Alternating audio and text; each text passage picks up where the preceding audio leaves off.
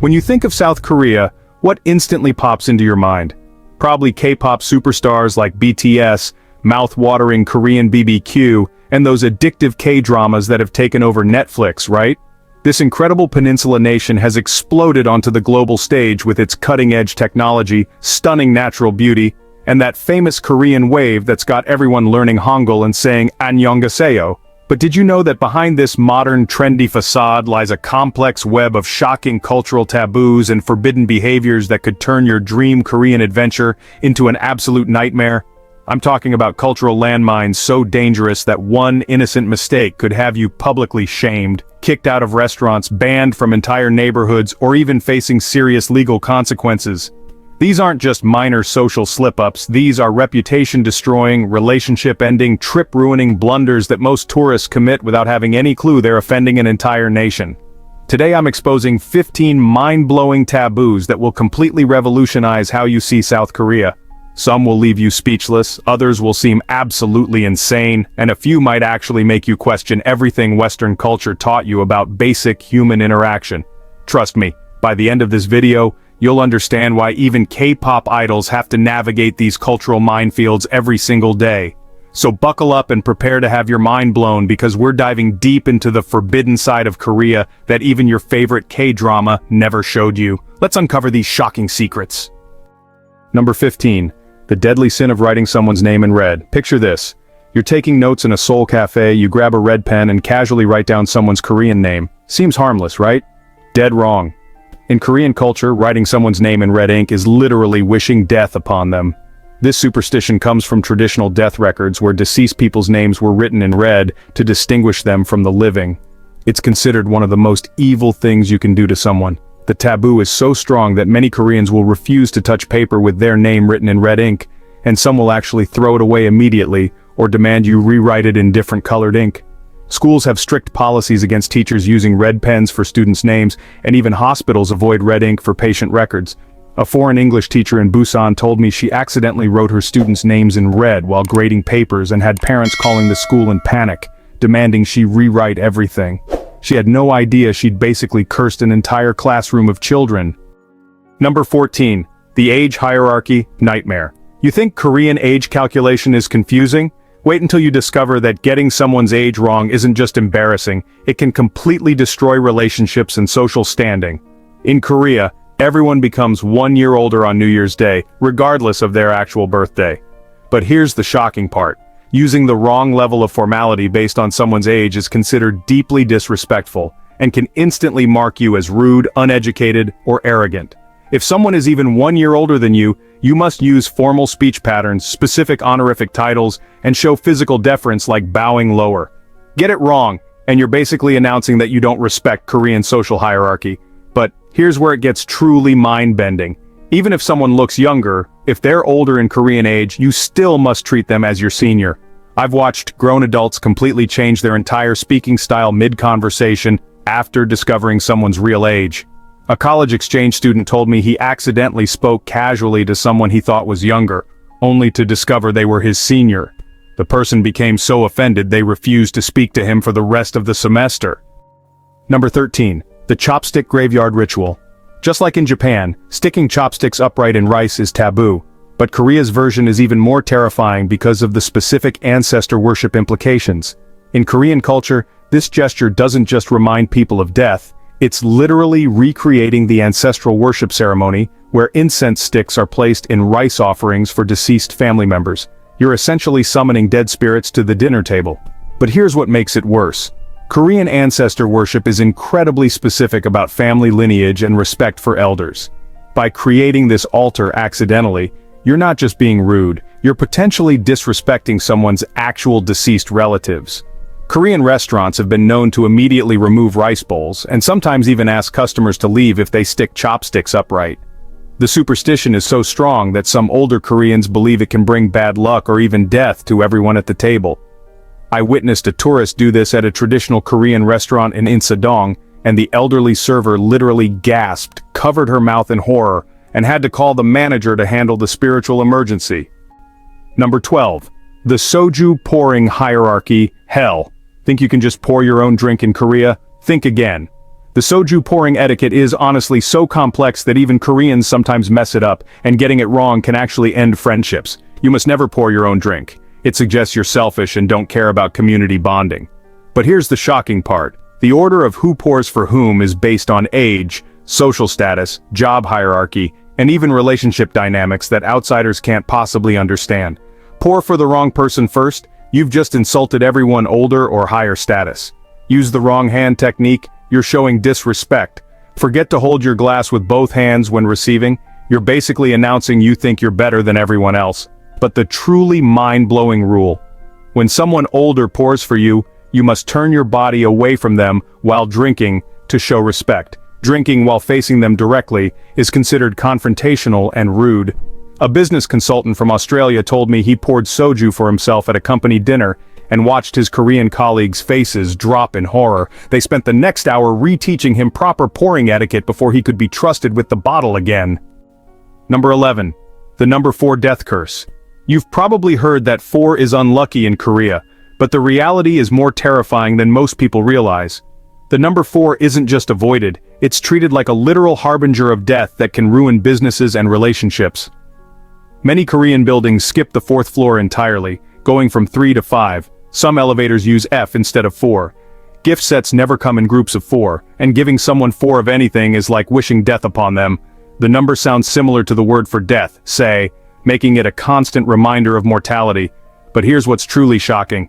Some Koreans will change apartment numbers, avoid scheduling important events on the 4th of any month, and even choose different hospital room numbers to avoid the number 4. Real estate prices for units with 4 in the address are significantly lower. Dating couples avoid celebrating anniversaries that fall on multiples of 4 months. And some Korean airlines don't have row 4 on their planes.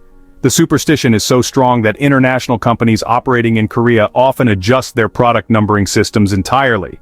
A hotel manager in Gangnam told me they've had Korean guests request room changes specifically to avoid any room number containing 4, even if it meant paying extra for a different floor.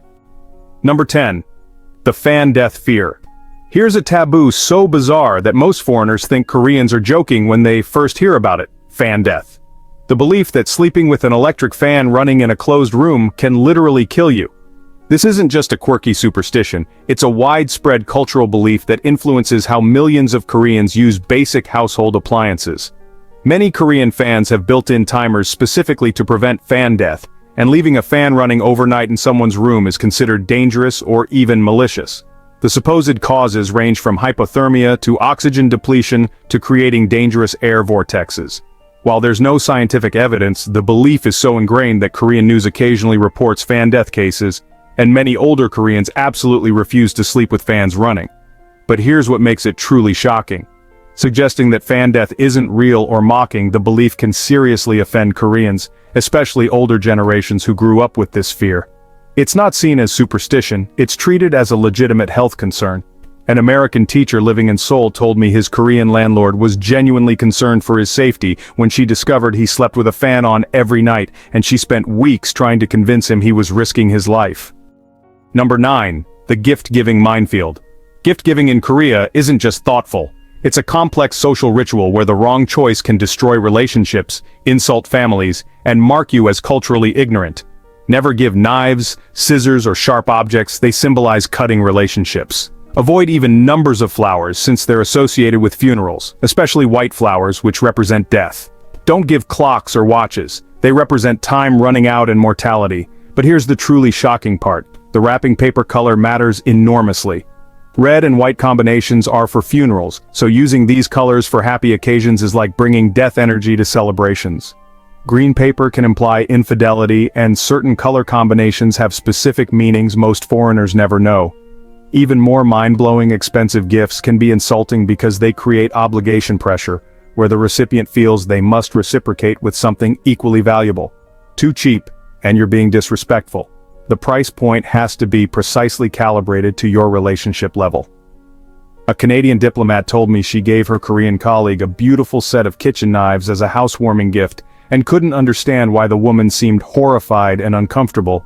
Only later did she learn she'd essentially given a relationship-cutting curse as a welcoming present.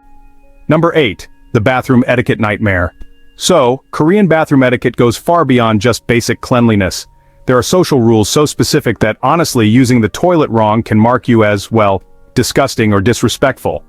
In a lot of Korean bathrooms, you actually have to remove your shoes and wear the slippers that are provided.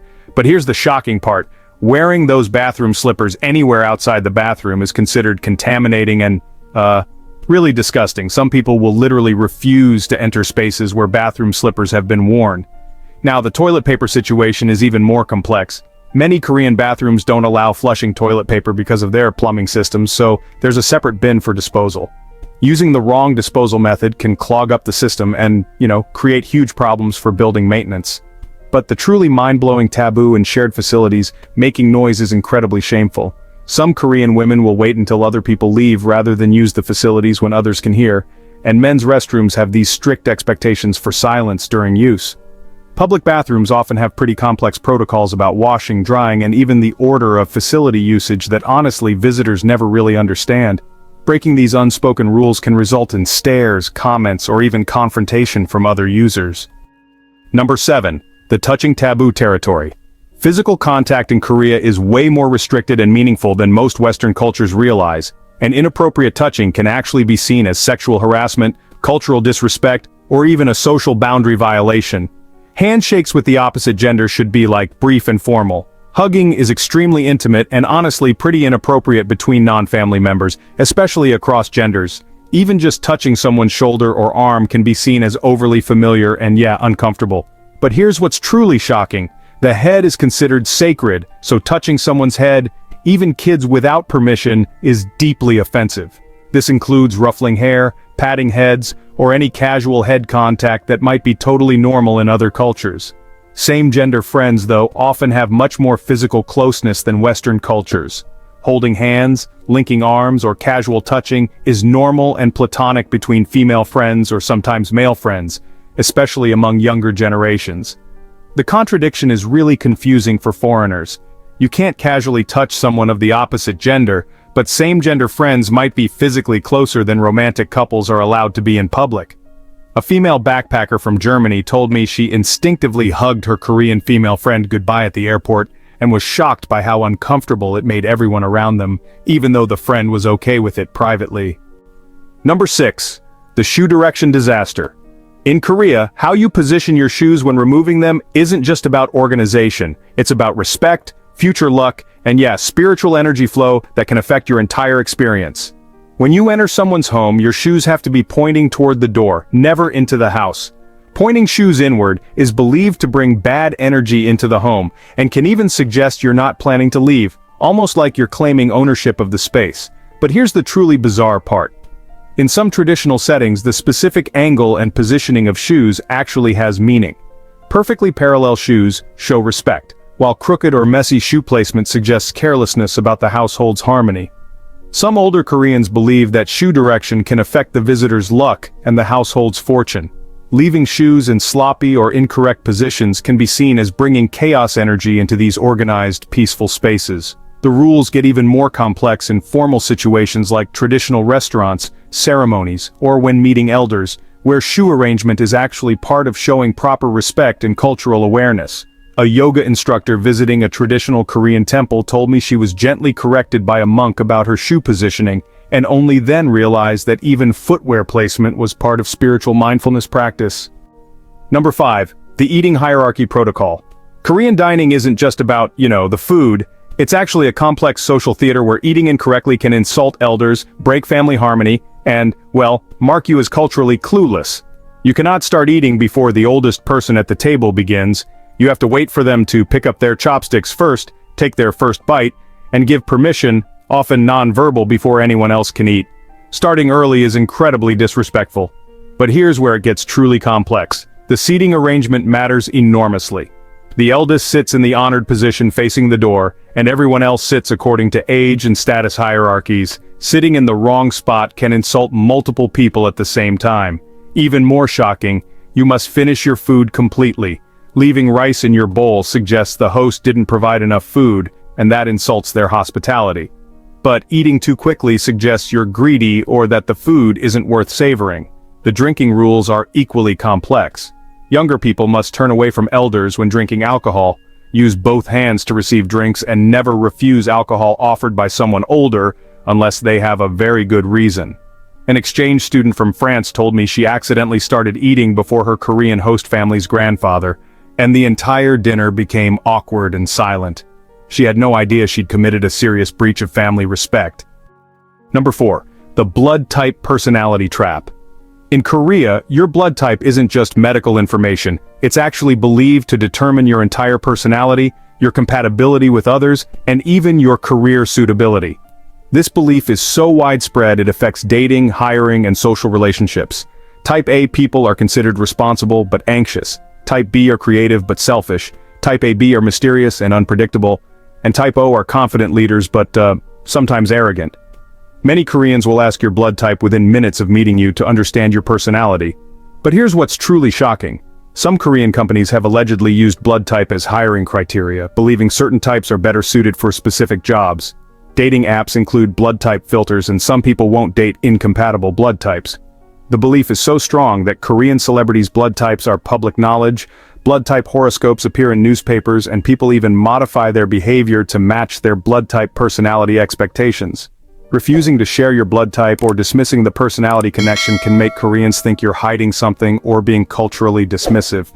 It's treated as seriously as astrology in other cultures. A software engineer from Canada told me Korean colleagues kept asking his blood type for months, and when he finally said he didn't know, they were genuinely shocked that he'd never learned this essential information about himself. Number 3. The name-calling nightmare. In Korea, what you call people isn't just politeness, it's a complex system that reflects age, relationship, status, and respect levels. Getting it wrong can end friendships and honestly, mark you as socially incompetent. You almost never use someone's actual first name unless you're very close or they're younger. Instead, there are dozens of relationship-specific titles, different words for older sister depending on your gender, various levels of formality for colleagues, and specific terms for people you've just met versus people you know well. But here's the truly mind-blowing part. Using the wrong title level can be more offensive than outright insults. Calling someone by too casual a title suggests you don't respect them, while being too formal can suggest you're being sarcastic or creating distance. The system is so complex that even Koreans sometimes struggle with proper titles in mixed social groups where relationships overlap. Family titles, work titles, age-based titles, and friendship titles all have different rules and applications. Foreign names create additional complexity because Korean title systems don't easily accommodate non-Korean naming patterns, leading to awkward social situations where nobody knows the appropriate level of formality. A marketing executive from England told me she spent months accidentally offending her Korean team by using their first names directly, not realizing she should have been using specific workplace hierarchy titles that showed proper respect. Number 2, the couple ring obsession. In Korea, relationship jewelry isn't just romantic, it's a public declaration system with specific rules, timelines, and social expectations that can make or break relationships. Couple rings are extremely common and expected in Korean dating culture. Not wearing matching rings or jewelry can suggest your relationship isn't serious, and the style, cost, and timing of couple accessories send specific social messages about commitment levels. But here's what's truly shocking. There are unspoken rules about when couple items should appear, what styles are appropriate for different relationship stages, and how expensive they should be relative to your age and income. Get it wrong, and you're sending mixed messages about your intentions. The social pressure is so intense that some Korean couples feel obligated to buy matching items they can't afford just to meet relationship expectations. Breaking up often involves awkward negotiations about what to do with couple accessories. Even more bizarre, some couples coordinate daily outfits, have matching phone cases, and wear couple t-shirts that literally announce their relationship status to strangers. Not participating can suggest you're embarrassed about your partner. The trend has become so elaborate that there are entire stores dedicated to couple accessories, and social media is filled with couple photos showcasing matching items as proof of relationship strength. And here's the number 1 most shocking taboo that can instantly destroy your reputation and social standing in Korea, showing any form of disrespect to elderly people even unintentionally. Korean elder respect goes far beyond politeness. It's a fundamental cultural value that affects language, behavior, seating arrangements, eating order, gift giving, and even basic interactions like walking through doors or riding elevators. You must use formal speech with anyone older, bow appropriately when greeting or leaving, offer your seat on public transportation, help with heavy items, and defer to their opinions in group settings. Failing to show proper respect isn't just rude, it's a character flaw that reflects poorly on your family and upbringing. But here's the truly mind-blowing part. The respect must be genuine and visible. Going through the motions without sincere deference can be more offensive than outright rudeness because it suggests mockery of Korean values. The consequences of elder disrespect can include social isolation, professional problems, and even intervention from other Koreans who feel obligated to correct your behavior. In extreme cases, younger Koreans have been publicly shamed or confronted for not showing proper respect to elders. A tech startup founder from Silicon Valley told me he lost a major Korean investment deal because he interrupted an elderly board member during a presentation. The investor later explained that showing such disrespect to an elder demonstrated character flaws that made him unsuitable for business partnership, regardless of his product quality. The lesson in Korea: respecting elders isn't optional courtesy. It's the foundation of all social interaction and cultural acceptance. And there you have it. 15 mind-blowing taboos that reveal the incredible complexity and depth of South Korean culture. What makes Korea so fascinating isn't just the K-pop, technology, or amazing food. It's the intricate social fabric that values respect, hierarchy, community harmony, and cultural preservation in ways that might seem foreign but are actually quite profound once you understand their origins. These taboos aren't arbitrary rules designed to confuse foreigners. They're cultural expressions of values like filial piety, social harmony, spiritual beliefs, and community care that have shaped Korean society for thousands of years. The fact that these traditions persist alongside Korea's rapid modernization shows just how deeply meaningful they are to Korean identity. Here's the beautiful truth. When you make the effort to understand and respect these cultural nuances, Koreans will absolutely go above and beyond to welcome you into their world. They'll appreciate your cultural sensitivity, share deeper aspects of their heritage, and create travel experiences that go far beyond surface-level tourism. The key isn't to walk on eggshells or feel intimidated by these complexities. It's to approach Korean culture with curiosity, respect, and a genuine desire to understand rather than judge. Every culture has its own logic and beauty, and Korea's happens to be particularly rich and layered. Whether you're planning your first Korean adventure, you're a K-drama fan wanting deeper cultural understanding, or you're already living in Korea, remember that cultural awareness isn't about perfect compliance. It's about showing respect for the values and traditions that make Korean society unique. Did any of these taboos completely shock you? Have you experienced any awkward cultural moments in Korea or witnessed these taboos in action? Share your stories in the comments. I love hearing about your cultural discoveries and learning experiences. If this video opened your eyes to the fascinating complexity of Korean culture, smash that like button, share it with anyone planning a Korea trip or interested in Korean culture, and subscribe for more deep dives into the cultural secrets that make travel so much richer and more meaningful. Remember, the best travelers aren't those who avoid making mistakes. They're the ones who approach other cultures with genuine curiosity, respect, and willingness to learn from every interaction. Until next time, keep exploring with open hearts and minds, and remember that understanding culture is the key to unlocking truly transformative travel experiences. See you in the next adventure, and safe travels, everyone.